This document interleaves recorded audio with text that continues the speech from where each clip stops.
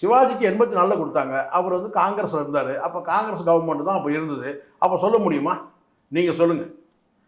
அப்போ வந்து காங்கிரஸ் ஆட்சி இருந்தது அப்படின்னு சொல்லிட்டு 2000 ரஜினி வாங்குறாரு. பெஸ்ட் ஆக்டர் யாருங்க? கமல் தானங்க பெஸ்ட் ஆக்ட் பண்ணுவாரு. ரஜினி வெறும் ஸ்டைல் தானங்க. அவருக்கு எதுக்குங்க கொடுத்தாங்கன்னு சொல்ல முடியுமா? இங்க ரெண்டுத்தையும் கலந்து பார்க்கணும். நீங்க கலை, சமூக சேவை அது ரெண்டுத்தையும் பார்க்கணும். இதாண்டி அந்த மனிதனுடைய வந்து நடவடிக்கைகள் எப்படி அதெல்லாம் பார்ப்போம். ஸோ அதனால ரஜினிக்கு வந்து 2000 கொடுத்துட்டாங்க, இவருக்கு 14 வருஷம் கழிச்சு கமலுக்கு கொடுத்தாங்கன்னு சொல்ல முடியுமா? எவ்வளோ சிறந்த நடிகர்னு சொல்லிட்டு அவங்க வந்து அவங்களுக்கான ஒரு ஸ்கேல் ஒன்று இருக்கு.